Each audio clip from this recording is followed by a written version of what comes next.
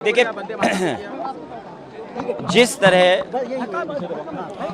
उत्तर प्रदेश में लगातार पिछले 5 साल का कार्यकाल और जब से ये दोबारा सरकार को मौका मिला है, उत्तर प्रदेश की सड़कें जर्जर हैं, गड्ढे बन गए हैं सड़कों पर। जहां किसान इस मौसम में जल भराव, बाढ़ से परेशान होता था, इस बार उत्तर प्रदेश में देखने को मिल रहा है कि कुछ हिस्सों में बाढ़ है, कुछ हिस्सों में सूखा है और अभी भी किसानों को कोई राहत नहीं दी गई है। न बाढ़ के नुकसान से कोई राहत पहुंची है और ना ही सूखे की वजह से जो किसानों का नुकसान हुआ है उस पर कोई सरकार ने भरपाई या राहत दी है। वहीं बड़े पैमाने पर जानवर बीमारी से मर रहे हैं, गायों की मौत हो रही है। जो वायरस फैला है, लंपी वायरस है जो, जिसके कारण हजारों हजार गायों की जान जा चुकी है, जानवरों की जान गई है। अभी सरकार ने कोई मदद नहीं की, न उन जानवरों की देखभाल के लिए सरकार कुछ कर पाई है और लगातार महंगाई बढ़ा रही है सरकार। ये डबल इंजन की सरकार, जिसे मौका जनता ने उत्तर प्रदेश में भी दिया और दिल्ली में भी बहुमत मिल गया, लेकिन आप देखिए लगातार महंगाई बढ़ी है। इतनी महंगाई जो जनता को सामना करना पड़ा है, जनता पिस गई है महंगाई में।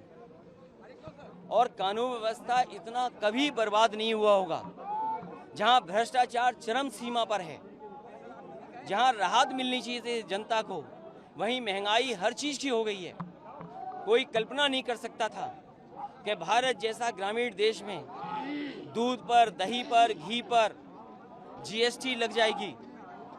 और न केवल जीएसटी लगाई है, बल्कि खाने पीने की चीजें लगातार महंगी होती जा रही हैं। और जो इन्होंने सपने दिखाए थे नौकरी और रोजगार के, आज जो संसाधन सरकार को जुटाने चाहिए थे वो संसाधन नहीं जुटा पा रहे हैं। बड़े पैमाने पर बेरोजगारी बढ़ी है, रोजगार छीने जा रहे हैं। प्राइवेटाइजेशन कर करके जो संविधान ने अधिकार दिए पिछड़ों को, दलितों को, गरीब को, वो भी अधिकार छीने जा रहे हैं। कोई विभाग नहीं बचा जो सरकार बेच न रही हो। रेलवे बिक गया, हवाई जहाज एयरपोर्ट बिक गए। जहां पर बड़े पैमाने पे नौजवानों को नौकरी रोजगार मिल जाने चाहिए थे, वो सब खत्म कर दिए गए। फौज की कोरोना की वजह से भर्ती बंद थी, भर्ती नहीं हो रही। और जिस रूप में ये लेकर के आए अग्निवीर, कोई नौजवान उससे संतुष्ट नहीं है। जिस समय नौजवान निकले थे उस समय उन पर झूठे मुकदमे लगा दिए गए। अभी फर्रुखाबाद में भर्ती शुरू हुई है। 1,13,000 से ज्यादा नौजवानों ने, 12 जिले के लोगों ने फॉर्म भरे हैं। लेकिन सरकार पीठ मोड़ लेती है जब उनसे पूछा जाए कि आखिरकार कितनों को अग्निवीर में भर्ती करोगे। तो रोजगार ठप, नौकरी नहीं, किसान बर्बाद। और अभी भी गन्ने के किसानों का बकाया है। चीनी मिलें किसानों का गन्ने की कीमत नहीं दे पा रही हैं। बिजली महंगी हो गई है, जर्जर हो गए ट्रांसफार्मर। जो कैपेसिटी सरकार को बढ़ानी चाहिए थी वो कैपेसिटी नहीं बढ़ा पा रहे हैं। इसलिए समाजवादी पार्टी पहले भी इन सवालों पर धरना देना चाहती थी। हमारे विधायक जाकर के सदन के में बैठ करके और सदन के बाहर धरना देना चाहते थे, सरकार ने रोक लिया।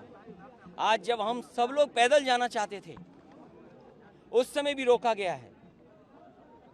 आखिरकार ये कैसी सरकार है जो विधायकों को, पूर्व मंत्रियों को, कई बार के विधायक हैं, पूर्व स्पीकर हैं, बड़े बड़े पदों पे पूर्व में लीडर ऑपोजिशन रहे, वो सब साथ हैं, उनको सदन में नहीं जाने दे रहे।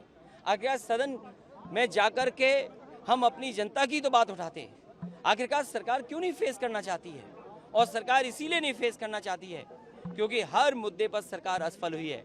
लेकिन लोकतंत्र के मूल्यों को बचाने के लिए समाजवादी पार्टी इसी तरह यही सड़क का रास्ता अपनाएंगे। जब सदन में इन्होंने नहीं जाने दिया तो सदन चला करके वंदे मातरम से शुरुआत कर करके, और हमारे जो विधायक अरविंद गिरी जो हमारे बीच नहीं रहे, उनकी भी शोक सभा कर करके खत्म की है। और अगली रणनीति क्या होगी वो भी हम लोग विधायक बैठ करके तय करेंगे। बीजेपी के लोग ये कह रहे हैं कि जो लंपी वायरस है वो चाइना और पाकिस्तान के लोग भेज रहे हैं। डबल इंजन की सरकार है, गौ भक्तों कहा जाता है, गौ भक्तों की कथा। ये जानवर, गाय, भैंस और जानवरों को बड़े पैमाने पर नुकसान हुआ है, जाने गई हैं। सरकार ये बताए कि जानवरों की बीमारी को बचाने के लिए आपने क्या व्यवस्था की है। इस सरकार में न केवल जानवरों की जान जा रही है, गरीब अगर इलाज कराना चाहेगा तो इलाज नहीं हो रहा। पीएससी उठा लो, सीएससी उठा लो, जिला अस्पताल उठा लो, राजधानी के बड़े अस्पताल उठा लो, मेडिकल कॉलेज उठा लो, इतनी लंबी लंबी कतारें लगी हैं कि गरीब को पहले तो इलाज नहीं, दवाई नहीं, अगर ऑपरेशन की तारीख हो तो ऑपरेशन की तारीख नहीं मिलनी, जांचें नहीं हो पा रही हैं, जितनी मशीनें सब ऑब्सलीट हो गई हैं। डॉक्टर जिस विभाग के होने चाहिए थे, जिस बीमारी को जिस डॉक्टर को देखनी चाहिए थे वो डॉक्टर नहीं है। और ये सरकार आखिरकार क्यों चल रही है। और इनके लोग जहाँ जाते हैं निरीक्षण में वो कहते हैं हम शर्मिंदा हैं। सोचिए, डिप्टी सीएम कहते हैं हम शर्मिंदा हैं। यहाँ के कई मंत्रियों ने चिट्ठी लिखी है कि उनके विभाग में बड़े पैमाने पर भ्रष्टाचार है। शायद आज़ादी के बाद इतने बड़े पैमाने पर भ्रष्टाचार कभी नहीं हुआ होगा जितना भारतीय जनता पार्टी की सरकार में हो रहा है। इलाहाबाद यूनिवर्सिटी की छात्र जो है, इलाहाबाद यूनिवर्सिटी की छात्र जो है आगे कैसे जाएंगे? पुलिस ने यहाँ रोक लिया, पुलिस कह रही है एक निर्धारित रूट दिया गया था, उसके बावजूद आप विधानसभा जाएंगे नहीं जाएंगे, आगे की क्या प्रतिक्रिया? आज क्योंकि सदन की कोई बहुत कार्रवाई नहीं थी, आज शोक का होना था कार्यक्रम सदन में। अगली रणनीति समाजवादी पार्टी अपने विधायकों के साथ बैठ करके तय करेगी। यानी कि अब यहाँ से लौट के वापस चले जाएंगे?